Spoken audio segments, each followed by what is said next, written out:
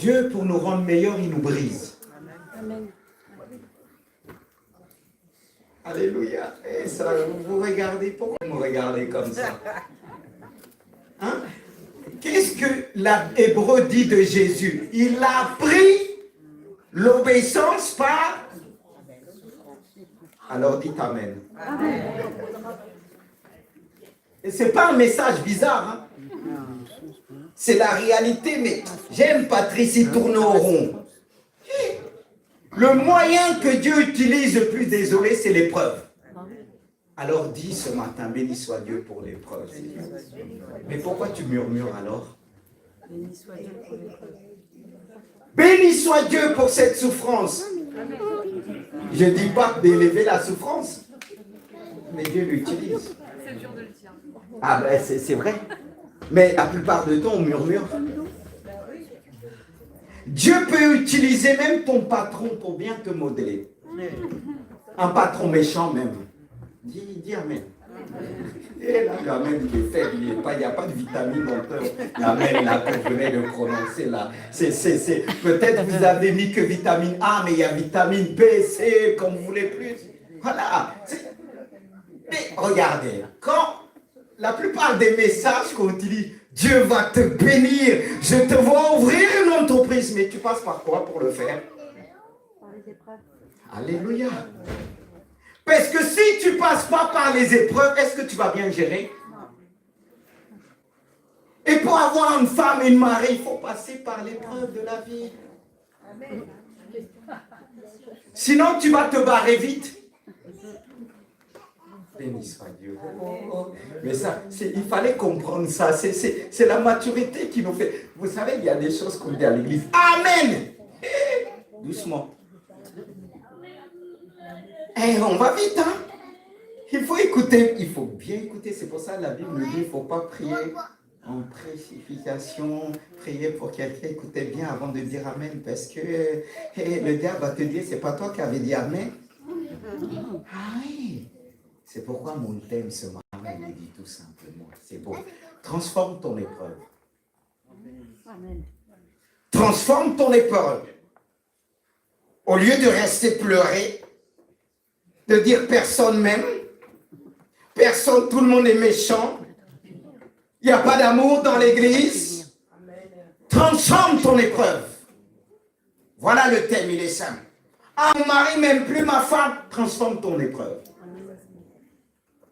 Alors dis à ton voisin, transforme. Tu ne connais pas l'épreuve, par où il passe, c'est difficile. Il va dire, ah, si tu savais. Et il y en a qui disent, ah, si tu savais, tu me dis, transforme mon épreuve. Tu ne peux pas comprendre. Ce que nous avons l'habitude de dire, voilà, c'est Christelle, regarde devant moi. T'as un mari, encourage-le. Dis-lui, transforme ton épreuve. Alléluia.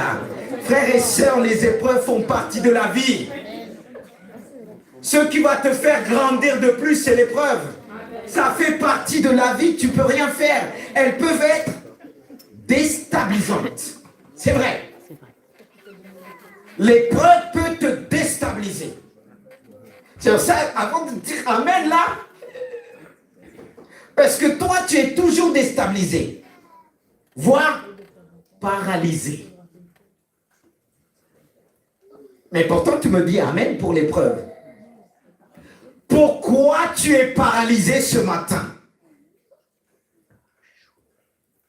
Mais il est possible, j'ai noté, de retrouver sa force intérieure et de se reconstruire. On est tous passés par des choses difficiles.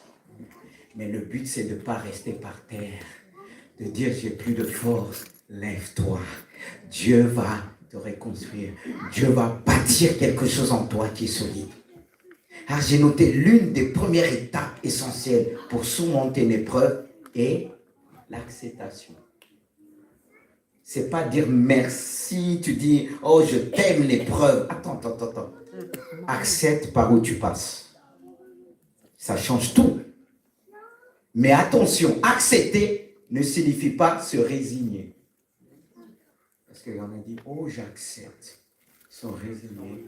Et tu non, c'est pas ça. Non, on va venir pas à pas. C'est une reconnaissance active de la situation. Tu reconnais. sans pour autant se laisser submerger par la douleur. C'est accepter, c'est prendre conscience de ses émotions et les utiliser comme un levier pour avancer, pas pour reculer. Et face à une épreuve, l'erreur classique est de la voir comme une montagne infranchissable.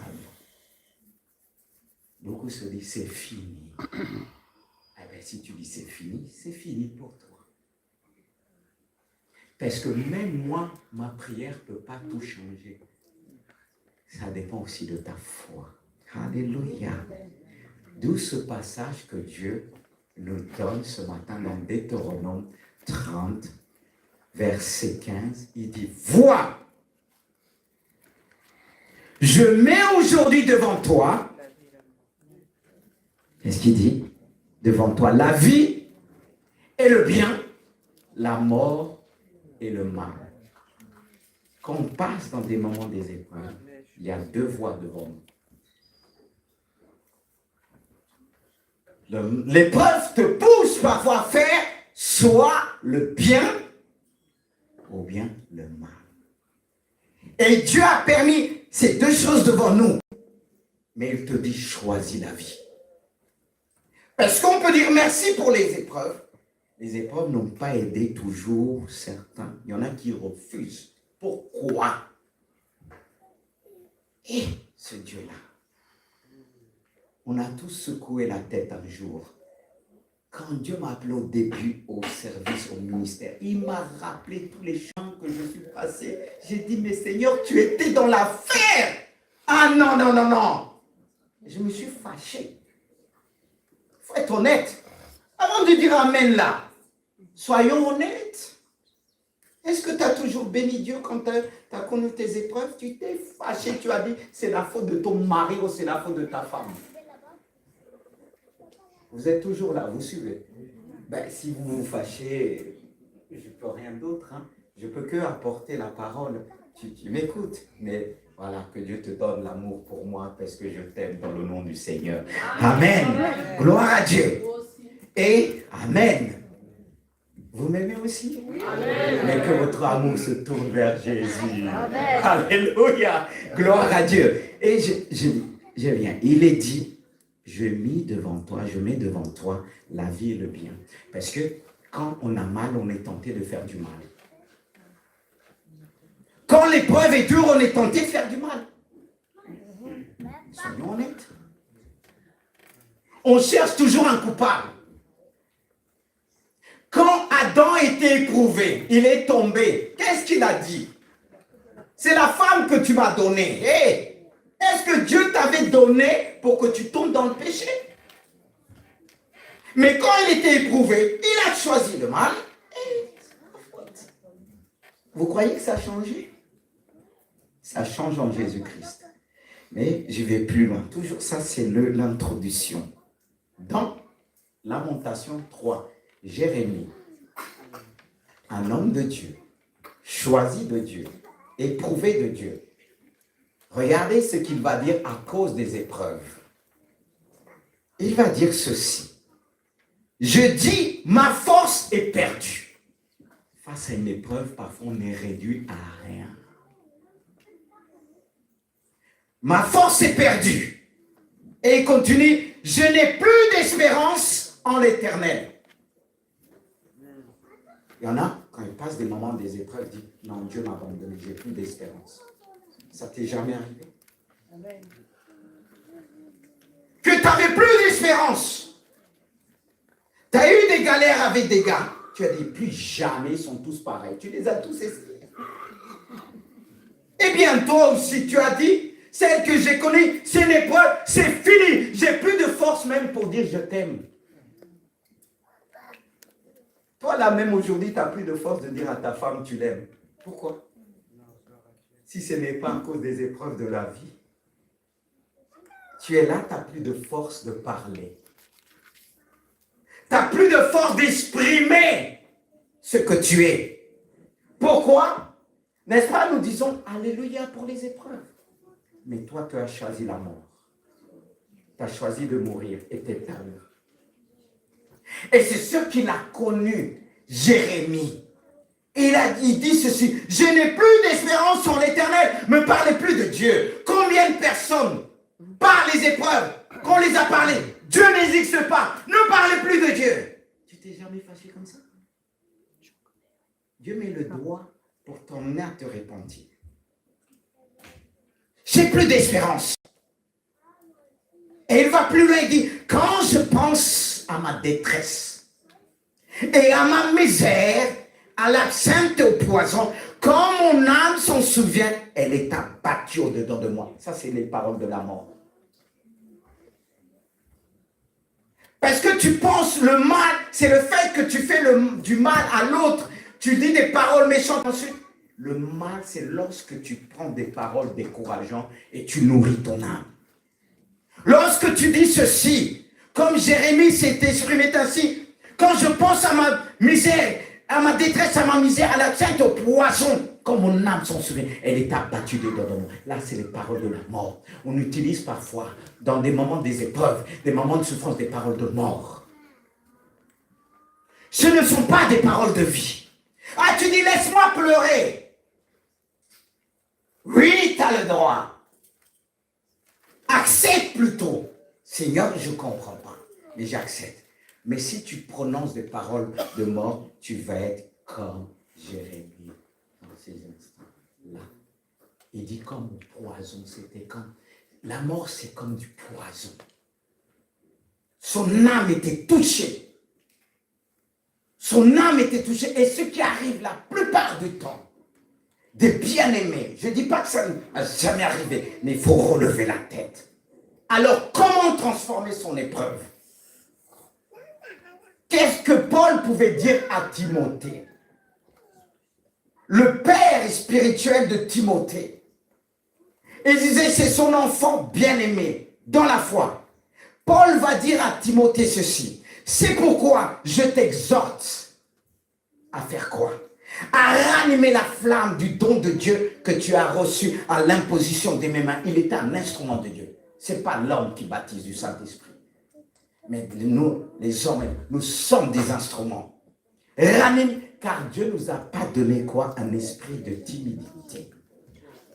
Un esprit de peur face à toutes circonstances timides. Parce que les épreuves peuvent rendre certains timides. Dépouillés. On perd nos moyens. Et on devient, pour certains, timide. Et c'est pourquoi il va dire, Dieu ne nous a pas donné un esprit de timidité, mais il nous a donné un esprit de force, d'amour et de sagesse. Alors l'esprit de Dieu, frères et sœurs, comme je l'ai bien noté, l'esprit de Dieu nous aide dans notre faiblesse. Alors tu dois ranimer la flamme.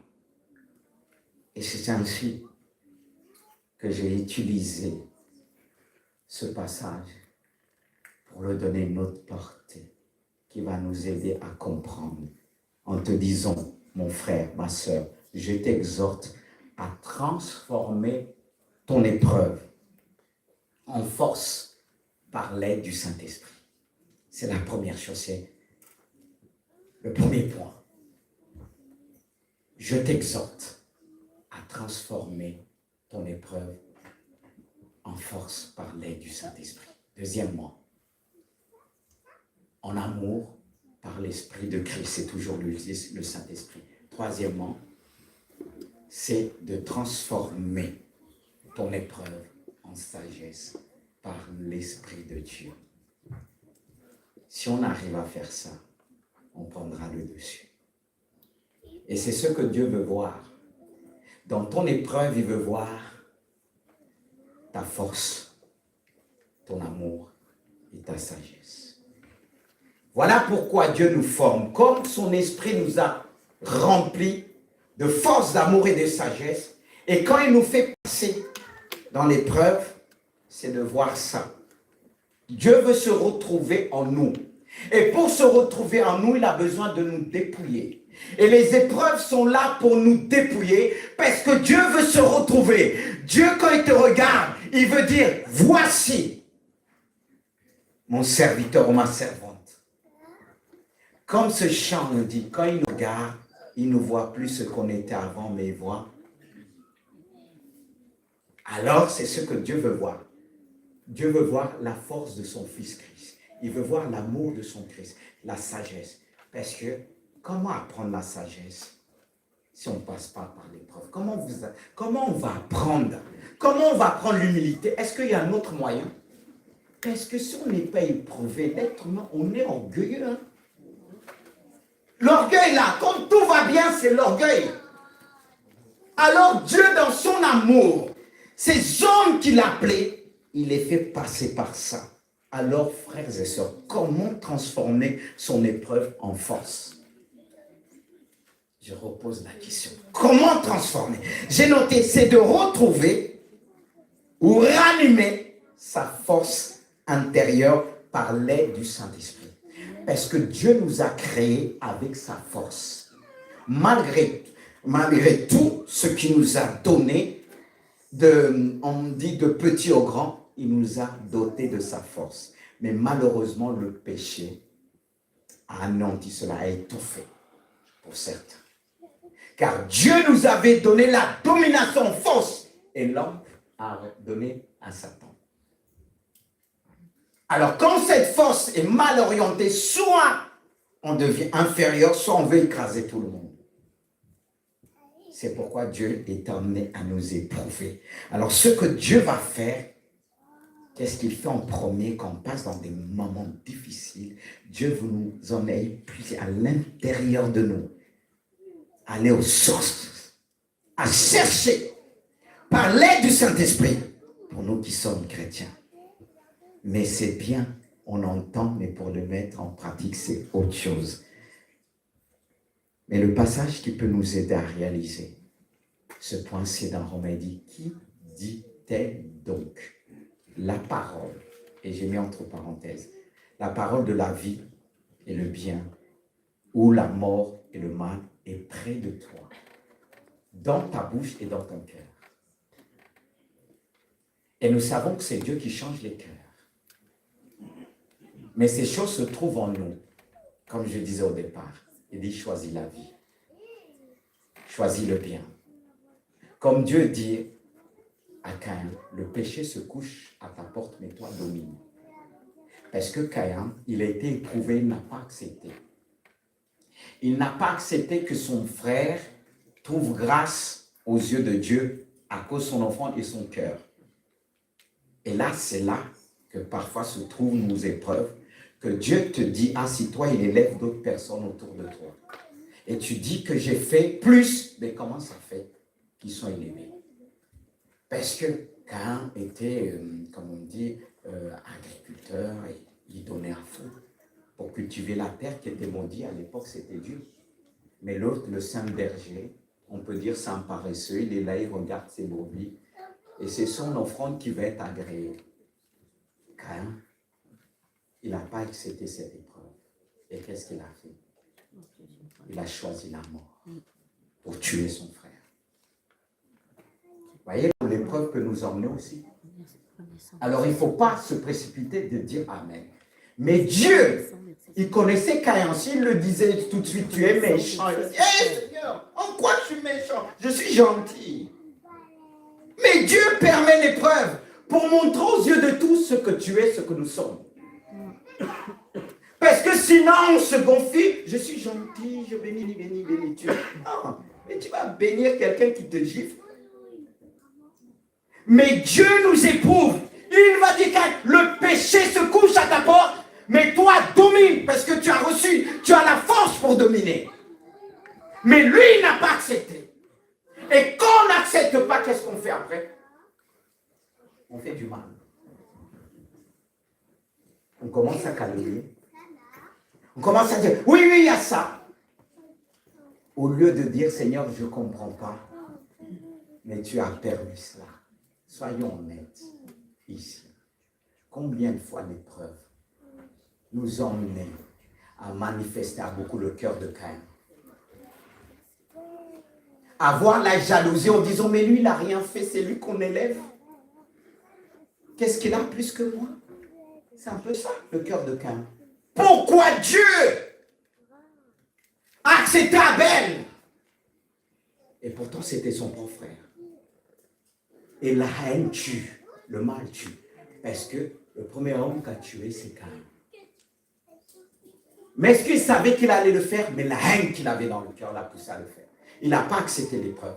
Voilà où l'épreuve peut nous emmener aussi. Et Dieu te dit ce matin, le péché, le mal, la mort se couche à ta porte, mais toi domine avec ma vie. Dieu nous a donné la possibilité. C'est pourquoi il te dit, la parole de la vie et le bien est près de toi, dans ta bouche et dans ton cœur. Or, c'est la parole de la foi, qui est la parole de la vie que nous annonçons, que nous prêchons. Et il va plus loin, en disant, si tu confesses de ta bouche le Seigneur Jésus est la vie. Quand il t'arrive quelque chose, quand tu veux rallumer cette femme, cette force, confesse le nom de Jésus qui a porté la croix sur lui, il n'a pas maudit. Il a porté la mort de l'humanité, mais lui, il avait la vie en lui. Et la vie a triomphé à la croix. Il l'a dit, pardonne-leur, ils ne savent ce qu'ils font. Quelle grâce! La vie se trouve en Jésus. Il a triomphé face au péché. Dieu n'a pas eu besoin de dire, le péché se couche à ta porte, mais toi domine. Il a dominé. Et Dieu te dit, au lieu de te plaindre, au lieu de se lamenter, domine. Car regarde là où le mal, l'épreuve t'emmène. Tu as connu cet homme. Tu as vécu des galères, mais aujourd'hui, tu as fermé ton cœur, tu as mis double cadenas. Mais Dieu dit domine. À tel point tu parles mal aux autres. Il y a des personnes qui ont eu des épreuves avec le père, avec la mère. Ils sont devenus amers. Dieu te donne la vie en Jésus-Christ pour triompher. Car si Jésus devait regarder tout ce qu'on a fait, on ne sera pas là aujourd'hui. Alléluia. Tu es le Dieu de la vie. Tu es le Dieu. Alors ranime cette flamme. C'est pourquoi il dit au verset 9, si tu confesses de ta bouche le Seigneur Jésus, la vie, si tu crois dans ton cœur, car il faut croire et confesser. Car regarde là où la confession peut t'emmener. Car c'est en croyant du cœur qu'on parvient à la justice. C'est en confessant de la bouche qu'on parvient au salut. Le salut veut dire délivrance. Si tu confesses la vie qui est en Jésus-Christ, tu seras sauvé. Du mal qui tourne autour de toi. Parce que la Bible nous dit que Satan rôde comme un lion pour voir qui il va donner. Et lui, il rôde pour voir s'il y a la haine, s'il y a la jalousie, s'il y a la méchanceté, pour te pousser à dépérir. C'est le problème d'aujourd'hui qu'il peut avoir dans les foyers, dans l'église. Voilà. Le diable, quand il voit quelque chose, quelqu'un commence à prononcer des paroles négatives, des paroles, il s'arrête, il dit, ah, je viens d'entendre quelque chose, la personne m'appelle là. Et il vient. C'est comme ça qu'on rouvre des portes à l'ennemi. Parce que quand tu commences à prononcer des paroles de mort, ah, on m'a fait ça, on m'a fait ça. C'est normal, Dieu, je suis un homme. Ah, hey, je ne suis pas Jésus, hein, je vais le frapper. Mais le diable dit, hey, il m'appelle. J'arrive. C'est moi que tu appelles. Je m'appelle elle, pas moi. Le diable dit, je m'appelle jalouse. Et il remplit ton cœur. Et après, il nous dit, mais qu'est-ce que j'ai fait? J'ai rien fait du mal. Mais dis-moi ce que tu as dit. Dis-moi ce que tu dis. Je te dirai ce que tu es. C'est ça le problème. Mais des fois, on dit des choses, on oublie, comme cette jeune fille qui est venue des années, elle est mariée aujourd'hui, je bénis Dieu. Et je me rappelle quand elle était bien jeune, bien belle. Et je dis, mais hey, il faut penser à l'âge. J'ai dit, mais pourquoi faire? J'ai pas besoin d'un homme. Combien aujourd'hui dans la société dit ceci, j'ai pas besoin d'un homme? Elle dit, j'ai pas besoin d'un homme. Et des années après, plus que 10 ans, je la vois débarquer. J'ai dit, t'as rien? Elle m'a dit, elle était toute triste. J'ai dit, mais j'ai pas trouvé. J'ai dit, qu'est-ce que tu avais dit des années? Je ne me rappelle plus. Tu n'avais pas dit, tu n'as pas besoin? Et j'ai dit, comme tu as dit, tu n'as pas besoin. Lui, il a entendu. Et l'ennemi a entendu, qu'est-ce qu'il va faire? Quand le diable, tu dis ça, il dit bravo, tu es ma servante. Et je lui ai dit, délie cette parole. Et quand elle a délié, un an après, elle est mariée. Mais quand on pouvait la vendre, dire, la pauvre, elle n'a pas d'homme, elle faisait la pitié. Mais elle oubliait la parole qu'elle avait dit en quelques années, c'est cette parole qu'il avait liée, les paroles de mort, les paroles qui te lient. Et toi, tu vas dire, c'est le sorcier du quartier. C'est toi-même qui étais la sorcière. C'est toi-même qui étais le sorcier. Tu as prononcé des paroles de sorcier. Excusez-moi de dire ça. Ça peut te choquer. Mais je veux que tu sois choqué ce matin. Afin que tu puisses te lever et dire, Seigneur Jésus, tu es le Dieu de la vie. Je veux confesser devant mes problèmes que tu es le Dieu de la vie. Et parce que Dieu veut te changer, mon frère, ma soeur. Car à travers les épreuves, notre foi est fortifiée et notre caractère est affiné. Amen. Dieu veut t'affiner ce matin. Mais comment tu veux qu'il t'affine? Tu es la matière brute. Pour affiner la matière brute, pour le rendre vraiment une matière selon Dieu, Dieu va briser. C'est pourquoi il est dit, il est le potier et tu es. Et qu'est-ce que Dieu faisait à l'argile? Quand il dit, Jérémie, je vais te parler, je veux travailler dans ta vie, alors va dans la maison du potier. Et quand Jérémie est arrivé, il faisait le potier, Dieu le parlait. Et quand il a fait, il y avait une forme, ça paraissait beau, il a encore refait. Toi, tu crois que tu es déjà parfait, tu es arrivé. Non, non, non, Dieu va refaire encore. Il va rebriser encore. Et alléluia, c'est dur, Seigneur, mais je dis ça, mais fais-moi grâce. C'est ça le problème. Toi, le potier travaille. Les gens me disent, mais pourquoi tu le casses encore? Pourquoi tu le brises? Non, non, mais toi, là, tu ne vois pas la finition. Tu dis, c'est super. Mais Dieu voit un problème. Et toi, tu crois t'arriver. Tu crois que tu es spirituel. Tu crois parce que tu as connu un monsieur un tel, madame un tel. Et tu dis, ah, le potier va dire non. Je veux te tailler encore. Je veux t'affiner encore. On n'a pas fini avec Dieu jusqu'à son retour. Amen. Prépare-toi qu'on aura d'autres brisements. Alléluia. Ça, est-ce que tu aimes ce message? Dis Amen pour moi. C'est dur de le prêcher même pour moi. Vous croyez que c'est facile? C'est pas facile, hein, de dire ça. Parce que qui a dit, quand il passait des moments d'épreuve, dit Alléluia, je t'aime. Tu as accepté, mais tu n'as pas dit, oh Dieu, quand tu me pousses encore là, je t'aime encore de plus. Mais c'est le but, tu dois aimer Dieu encore de plus. On doit le faire, on doit aimer. Mais laissez-moi avancer encore, il y a des choses encore à dire, si tu es toujours là avec nous. Mais comment transformer maintenant cette épreuve en amour? Là, on a beaucoup de choses à dire. On aime bien dire, je t'aime. Et c'est pour ça dans le foyer. Et au départ, quand les gens... Devant, on se rend compte, même Dieu prépare, on dit, ah, c'est la femme de ma vie, c'est l'homme de ma vie, mais après, une fois que c'est dans le foyer, on entend moins ça. Voilà, mais, hey, toi, tu viens de l'ouest, lui, il vient du sud, du nord, avec une éducation différente. Alléluia, l'amour de Dieu. Et au départ, tu dis, j'avais pas vu ça, t'avais bien vu. Arrête. T'avais bien vu. Et on dit, ah non, maintenant c'était caché. N'est-ce pas qu'on dit l'amour aveugle? Ce moment-là, l'amour était aveugle. Mais dans le mariage, les yeux s'ouvrent. Alléluia. Mais c'est là que Dieu nous apprend le véritable amour. Alléluia. C'est là que Dieu nous apprend le véritable amour, frères et sœurs. Car l'amour de Dieu, bien avant. C'est que j'ai sauté ce passage. Je reviens sur Jérémie.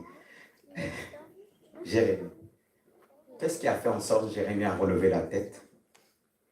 Comment il a transformé son épreuve en amour? Il dit, quand voici ce que je veux repasser en mon cœur.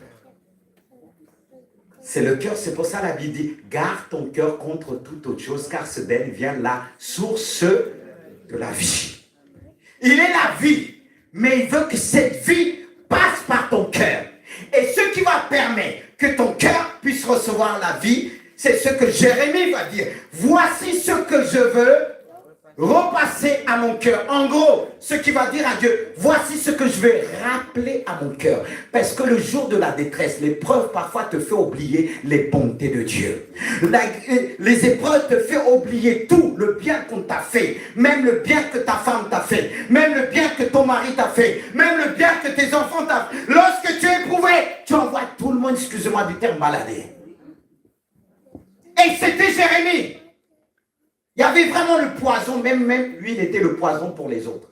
Il y a des gens qui pensent qu'il est empoisonné, ça allait prendre du poison. Toi, tu es poison pour tout le monde parce que tu ne veux pas accepter ton épreuve. Tu empoisonnes tout le monde avec ta présence.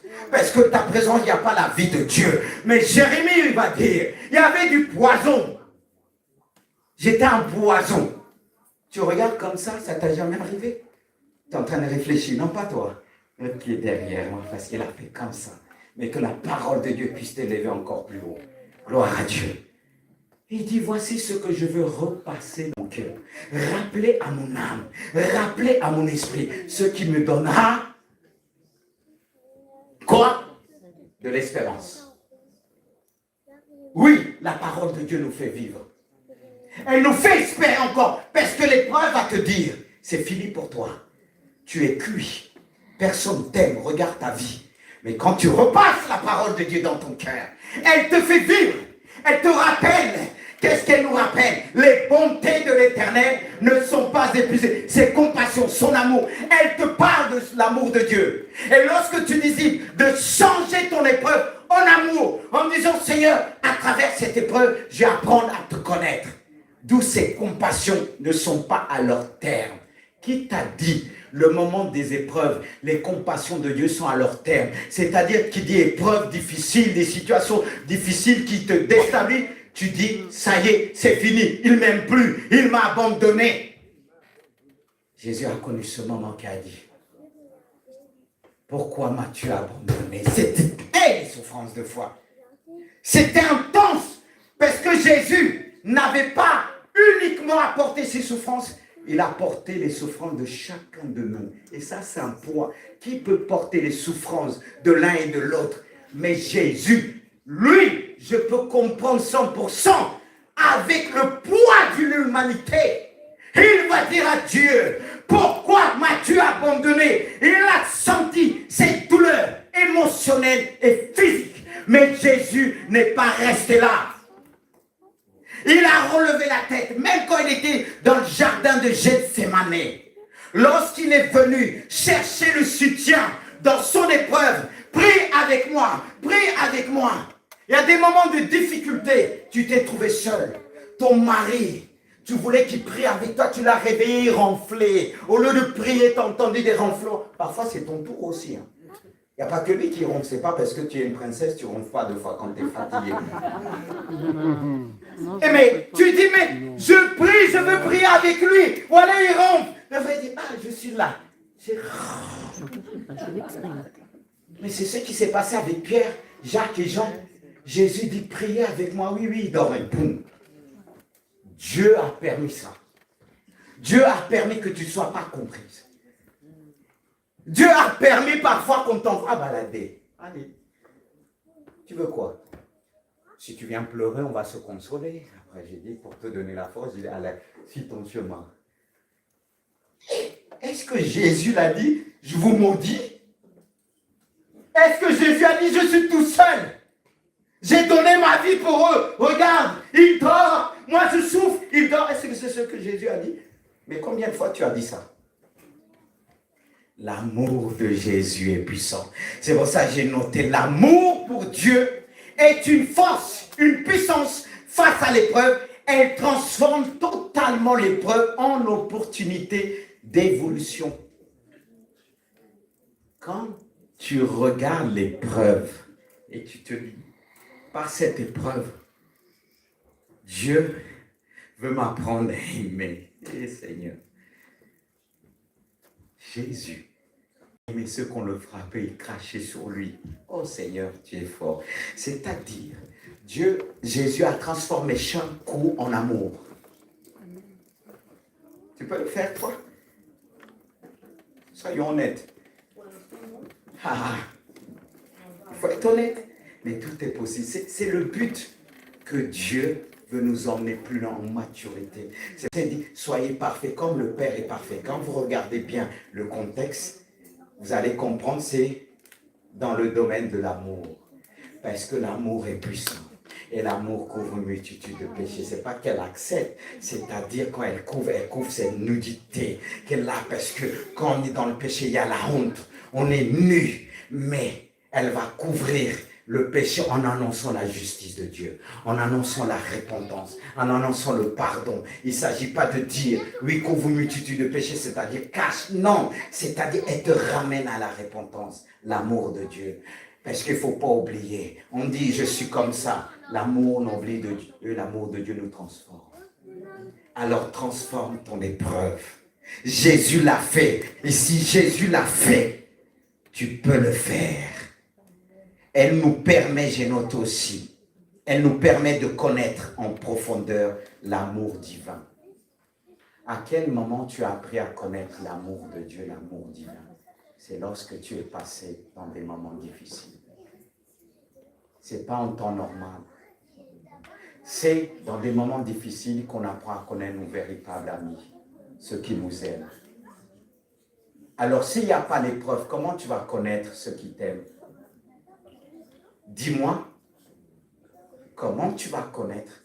Parce qu'on vit dans un monde d'hypocrisie, mais si, dans l'épreuve, que ça va se trier, comme Jérobabel, Gédéon, que tous étaient là, plus que 1000 personnes, 10 000 et tout ça, tous courageux, on va combattre.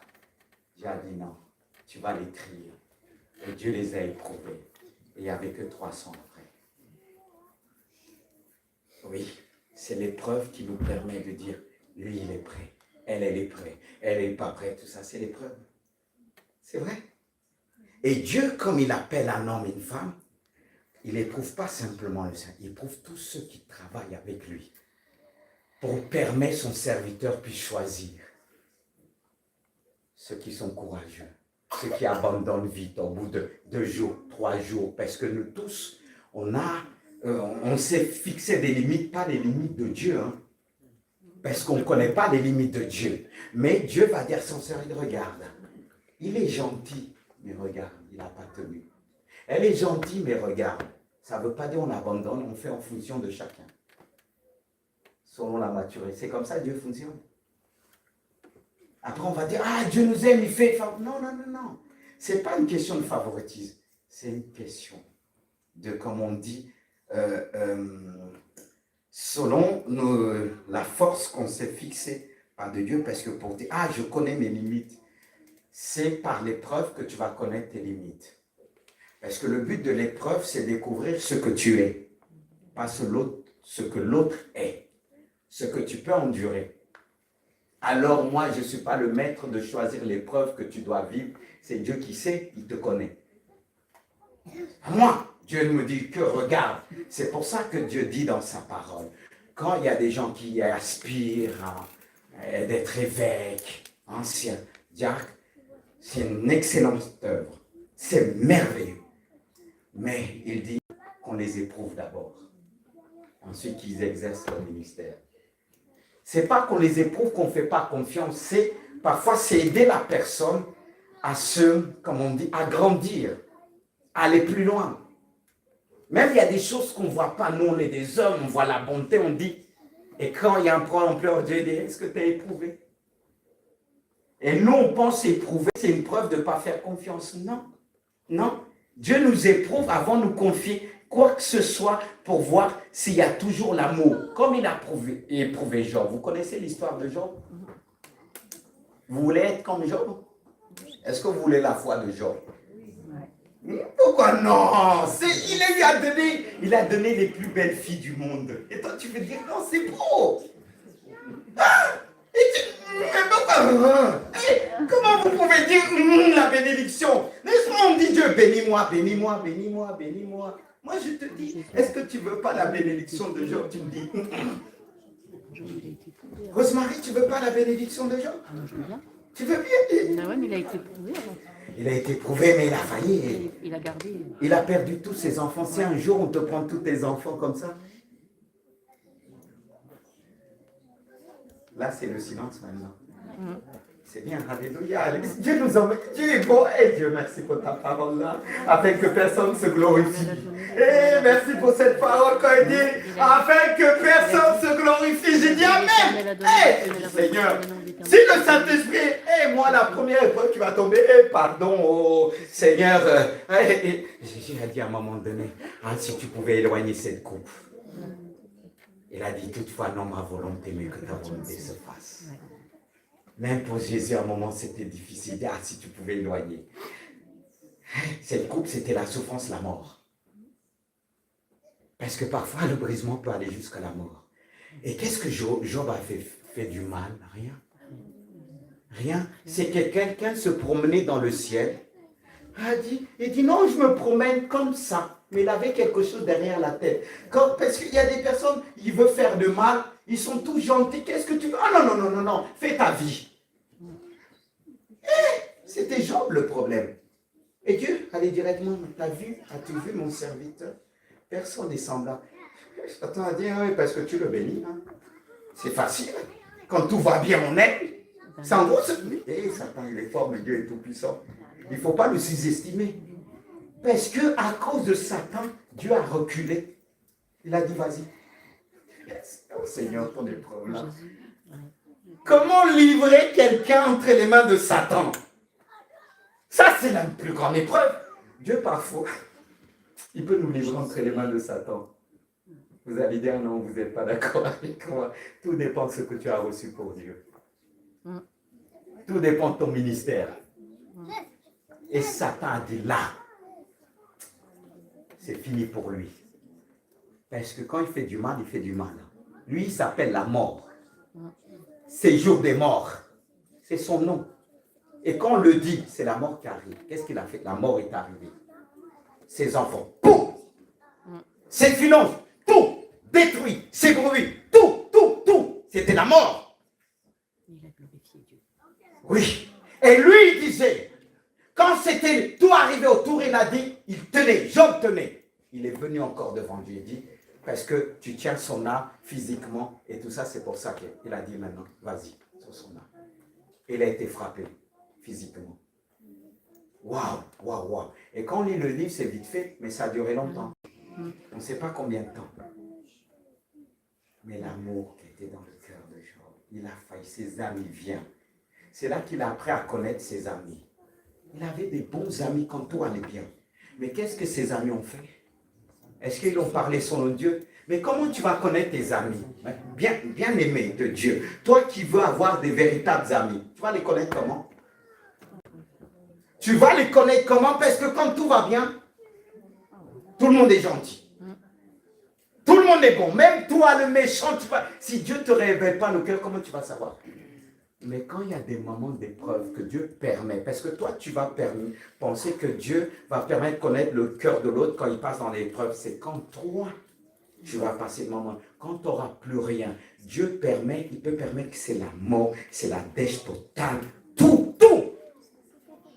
Quand on dit Seigneur, montre-moi, je t'aime, suis-moi, doucement, lis la Bible d'abord. Job est la souffrance de Job. Et comme par hasard, Satan n'a pas touché sa femme. Et mettez-vous à la place de sa femme. Tu perds tes enfants. Tout! Est-ce qu'elle va dire, Job, tu es un homme de Dieu? Tu es le serviteur choisi de Dieu? Mais vous voyez comment les gens sont séduits dans le monde quand tout va bien. Grande église, c'est là qu'on va dire, c'est un homme de Dieu. Mais quand il y a la souffrance et le péché, c'est ce que ses amis ont dit. Ils l'ont accusé. Parce que tout allait bien. Mal, des épreuves. Et quand vous êtes un homme de Dieu, vous avez vécu ça. Que les gens qui étaient bien avec vous, quand il y a un problème, ils vont voir tout de suite qu'il y avait un péché. Ils vont essayer de vous culpabiliser. Mais il est dit, Job demeura intègre. Oh, quel amour. Quel homme. Il perd tout. Il perd en gros sa femme. Parce qu'il ne pouvait pas être en accord. Mais mettez-vous à travers, à la place de la femme de Job. Tout allait bien d'un coup. Tout allait mal d'un coup. Et comment elle va continuer à suivre son mari? Expliquez-moi. Mais la foi à ce moment-là,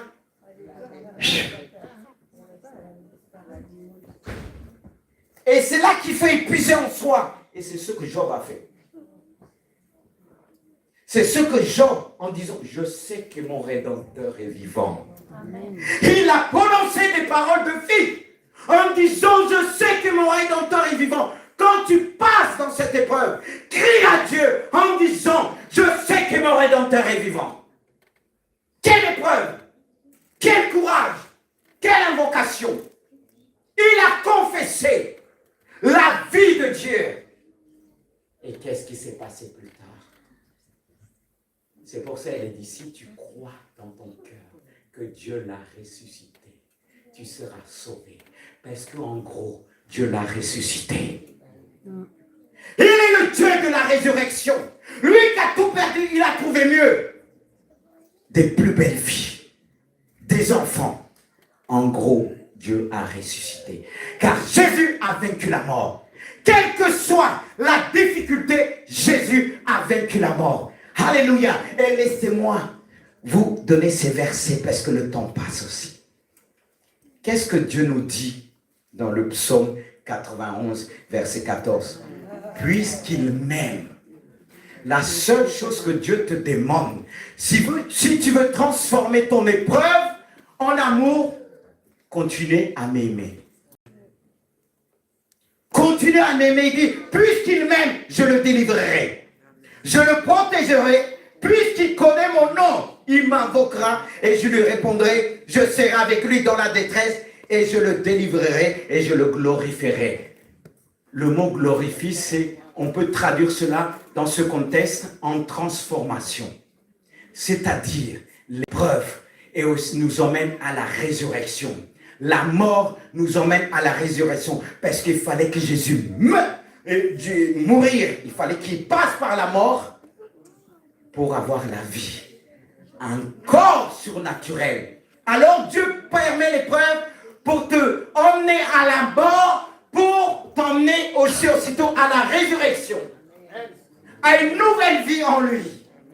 D'où les buts de l'épreuve. C'est ainsi qu'il dit Jésus. Il a pris l'obéissance par les choses qu'il a su faire. Alléluia. Dieu est bon Seigneur. Et qu'est-ce que Romain nous dit aussi? Nous savons au reste que toute chose, il dit tout, toute chose concourt au bien, c'est pour ton bien. C'est pour notre bien. Et ce que tu dois faire pour la parole de Dieu, je ne comprends pas. Mais comme tu as dit, toute chose concourt au bien de ceux qui aiment Dieu, pour ceux qui sont appelés selon son dessein, pour entrer dans le dessein de Dieu, comme le potier. Dieu va te travailler physiquement, moralement et spirituellement. Alléluia. Et je continue. Et Cantique des Cantiques, et je ne pouvais pas m'en passer. Le livre d'amour, il dit, mets-moi comme un sceau sur ton cœur. C'est comme Dieu te dit ce matin. Mets-moi, si tu veux, transformer ton épreuve en amour, mets-moi comme un sceau sur ton cœur, comme un sceau sur ton bras, à l'intérieur et à l'extérieur. Car c'est de l'abondance du cœur que la bouche parle. Alors, mets ce sceau qu'on appelle l'amour de Dieu dans ton cœur. Et c'est cet amour qui va s'occuper de l'épreuve.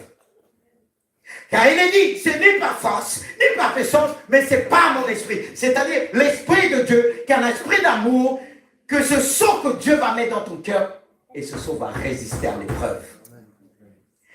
Car quand il y a l'épreuve, le diable vient comme une tempête pour balayer toutes sortes de traces. Les traces qu'on appelle amour, pour te faire basculer vers le mal. C'est ainsi qu'il est dit, combien même l'ennemi viendra comme un fleuve, l'esprit d'amour, l'esprit de l'éternel le mettra en fuite. L'amour de Dieu met en fuite le diable. Alors lorsque tu vas prendre cet amour comme un sceau dans ton cœur, tu pourras transformer ton épreuve en amour. Et je poursuis. Regardez le verset 7. C'était le verset qu'on a choisi pour notre mariage. Comme quoi, dans les mariages, il peut y avoir la tempête. Mais quand les grands eaux ne peuvent éteindre l'amour. Et les fleuves ne le submergeront pas. Alors, s'il y a le seau dans ton cœur, alléluia, la tempête va venir. Comme Job, il va dire, je vais le terrasser. C'est fini pour lui. Mais l'amour qui est en toi, dans ta vie, cet amour, combien même l'épreuve vient comme un fleuve, l'amour le dirait, et stop, je m'appelle l'amour divin. Amen. L'amour de Dieu. Et je poursuis. Laissez-moi terminer sur ce point. Et Paul, face aux épreuves, Paul va dire, qui nous séparera de l'amour de Christ? Alléluia. Je bénis Dieu quand je préparais ce message, j'allais oublier ce passage. Paul va dire, mais tout ce qu'il a vécu, il va dire, qui nous sépare de l'amour de Christ? Il va les souligner. Est-ce la tribulation? Et toi, tribulation, le sceau de l'amour de Dieu en moi, est-ce que c'est toi qui vas me séparer de Christ? Parce que le but de Satan, par l'épreuve, il utilise l'épreuve. Dieu utilise, Satan utilise l'épreuve pour nous séparer de Dieu. Mais Dieu utilise l'épreuve pour te ramener vers son cœur. Voilà la différence. Et il va dire, est-ce la tribulation ou l'angoisse? Toi qui es toujours angoissé, ça peut te séparer. Et il va dire, ou la persécution, la faim. Il y en a qui connaissent la faim, mais ils sont restés chrétiens. La nudité. On les a persécutés, enlevé leurs habits. Et il va dire, oh le péril, la mort, l'épée. Parce que beaucoup ont peur de la mort. Mais on oublie que Dieu est le Dieu de la résurrection. C'est pourquoi il dit, je répète, si tu crois dans ton cœur, Dieu l'a ressuscité. Face à l'épreuve de la mort, tu vas dire, je suis la résurrection. Quand Jésus a dit, je suis la résurrection et la vie, toi face à l'épreuve, tu dis, ton but c'est de me tuer. Ton but c'est de m'éloigner de Dieu. Mais qu'est-ce que peut me faire la mort? Qui me séparera de l'amour de Christ? Qui me séparera? Est-ce ton épreuve? Mais si tu as le sceau de son amour. Non. Et Paul avait l'amour de Christ. Paul aimait Christ. Paul aimait Jésus-Christ. Malgré tout ce qu'il a vécu. Et Dieu l'a formé. Paul était sensible à l'Esprit de Dieu par les épreuves. Il va dire, est-ce la mort, la vie? Rien. Et je passe au dernier point. Et on a presque fini. Comment transformer son épreuve en sagesse? Oh, alléluia. J'ai noté, Dieu va dire par le Saint-Esprit à Jacques, mes frères, tu veux la sagesse? Mes sœurs, tu veux la sagesse? Il dit, regardez, comme un sujet de joie complète. N'oublions pas le mot complet. Les diverses épreuves auxquelles vous pouvez être exposés. Sachons que l'épreuve de votre foi produit quoi? La patience. Elle produit la sagesse. Mais il faut que la patience accomplisse parfaitement son œuvre afin que vous soyez parfaits et accomplis sans faille en rien. C'est le but. Alors qu'on dit, je ne suis pas parfait. Le but de Dieu, c'est de nous perfectionner. Mais comment il va nous perfectionner?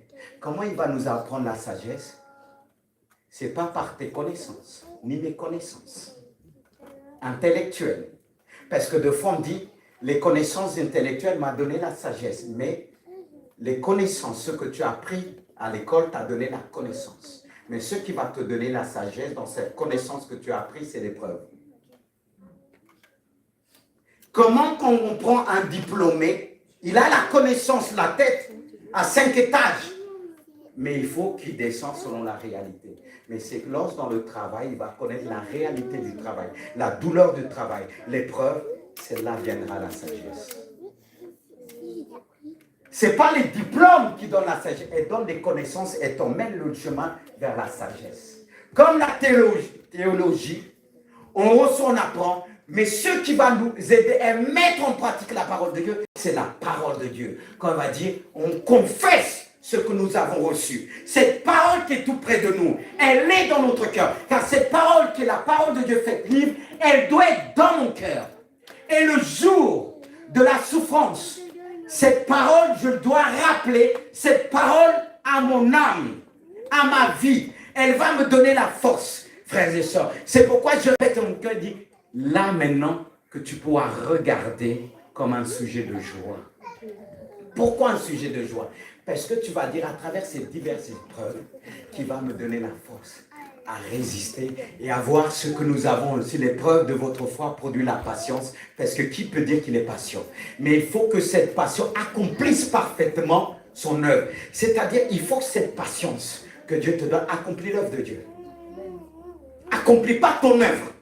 C'est comment on va voir la sagesse de Dieu en toi? C'est lorsque tu vas accomplir l'œuvre de Dieu. Pas ton œuvre, je répète encore. Et je vais encore pour l'œuvre. Mais il faut que cette passion accomplisse parfaitement son œuvre afin que vous soyez imparfait. Imparfait. Mais pourquoi tu nous chantes toujours ça? Tu dis ton mari, ta femme, hey, c'est normal, je suis imparfait. Ça reste quoi? Et tu te contentes. Il y en a qui se cachent derrière ça. Je suis imparfait, oh, je suis imparfait, tu dois m'aimer comme ça. Non, l'amour de Dieu transforme. L'amour de Dieu transforme. Tu ne dois pas rester comme ça. L'amour de Dieu transforme. Car il faut que tu atteignes cette maturité. Car quand il parle, le mot parfait, il parle de la maturité. Il faut, afin que vous soyez parfait et accompli. Parfait et accompli. Oh Dieu, tu es bon. Sans faille. Sans faille. Et pourquoi quand tu dis c'est impossible? Tout est possible par l'Esprit de Dieu. Parce que la Bible nous dit Dieu nous aide dans nos faiblesses. Le Saint-Esprit nous aide dans nos faiblesses. Et j'avance, bientôt fini. L'épreuve nous accorde la sagesse. Écoutez bien, l'épreuve nous permet d'apprendre des choses que nous n'apprenons jamais autrement. L'épreuve là va t'apprendre des choses que même à l'école tu n'as pas appris. Est-ce qu'à l'école tu as appris comment il faut se comporter dans un foyer avec la femme, le mari, les enfants?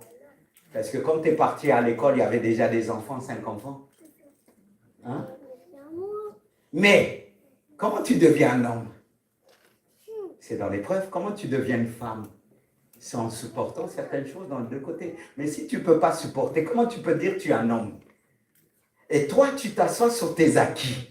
Non, la sagesse, ton épreuve, a pour but de t'apprendre des choses que tu n'as jamais, ni tes parents, ni personne t'ont appris. Parce que les parents, d'accord, ils peuvent nous apprendre au niveau des épreuves, mais ils viennent toujours à mon pauvre. Mon bébé, tu vas tomber. Mais l'épreuve de Dieu, quand il te laisse, tu crois même qu'il ne t'aime pas. Et il va t'apprendre à résister. Regardez les enfants, on les aime. Mais c'est quand ils commencent à aller travailler qu'ils comprennent qu'il faut allumer la lumière et l'éteindre. Et bien s'ils ne travaillent pas, se lever tôt le matin, rentrer tard, et quand il reçoit son salaire, et quand le salaire tombe, tout part. Mais quand tu le dis, il va oublier d'éteindre la lumière. C'est pas qu'il fait. Mais quand cette réalité arrive, il travaille, il ne va pas oublier parce que c'est son portefeuille. Il pleure. Alors l'épreuve du travail va t'apprendre à comprendre les parents. Et même toi aujourd'hui, combien de fois on a dit, je comprends mieux mon père et ma mère. On oublie même leurs défauts après. Parce qu'on est dans la réalité, on commence à dire, on arrive, on me dit, papa, maman, merci. Il te regarde comme ça, il a oublié. Il dit, mais pourquoi? Tu es bien. Ah oui, ah oui. C'est là qu'on se rappelle, ah oui. C'est pour ça, apprenez vos enfants la ponctualité. Même s'ils boudent. Mon père disait à ma soeur, même si tu tires ta bouche même 1 mètre, tu vas le faire. Tu veux tirer ta bouche 1 mètre, tu vas le faire. Mais c'est après qu'ils diront, n'attends pas que ton enfant te dise merci maintenant. Ils savent le dire, je bénis Dieu. Mais quand tu le grondes comme ça, il est en colère, tu ne diras pas merci, c'est après. Oh Dieu béni soit. La sagesse, c'est ça. Et j'ai presque, je vais atterrir.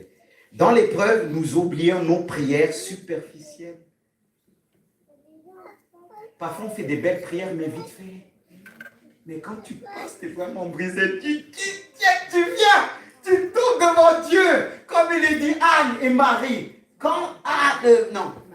Marthe et Marie. Quand Marthe est venue, et lisez bien ce passage. Quand elle est venue parler de Lazare, Marthe, il est dit qu'elle était debout. Mais Marie, quand elle est venue, Elle s'est mise par terre. Si tu étais là, regardez la différence. Mais la prière de Marie, elle n'était pas superficielle. C'est quand on passe des moments difficiles, l'orgueil là, elle bascule quelque part. Et là, ces prières superficielles disparaissent. Et j'ai dit, c'est là que nous apprenons à adresser à Dieu des prières authentiques, profondes et sincères. Ta sincérité est venue dans des moments d'épreuve. Tu as appris à aimer même en moment d'épreuve parce que c'est là que Dieu a agi.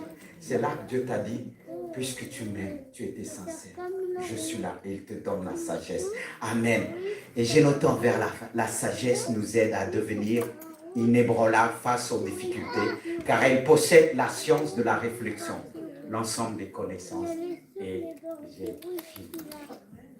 C'est ce que Dieu, et c'est là que je peux dire Amen, et c'est là que je pourrai regarder, comme il est dit, je vais relire ce passage, il dit, un sujet de joie complet, diverses épreuves.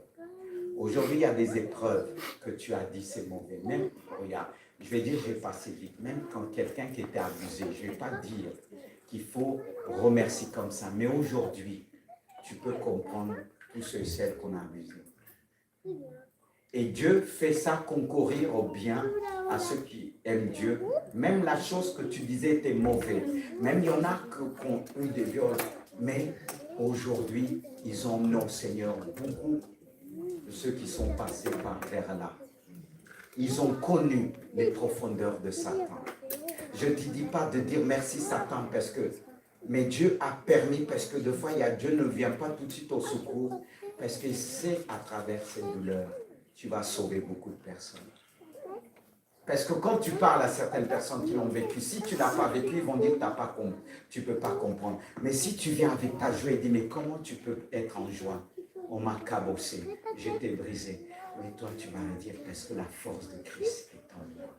J'ai cru dans mon cœur, il m'a ressuscité. Je ne suis plus cette personne qu'on a violée.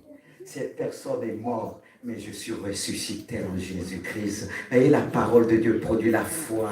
Mais le diable t'emmène toujours vers ton passé. Alors si il te rappelle ton passé, rappelle-lui son avenir, il est condamné pour l'éternité. Mais toi, tu n'es pas condamné pour l'éternité. Alors ce matin, prononce des paroles de vie par la prière. Est-ce qu'on peut le faire ensemble? Oh Dieu, tu as mis des paroles de vie. Est-ce qu'on peut se mettre debout devant notre roi des rois? Oh Dieu de grâce, ce message, c'est un message de vie.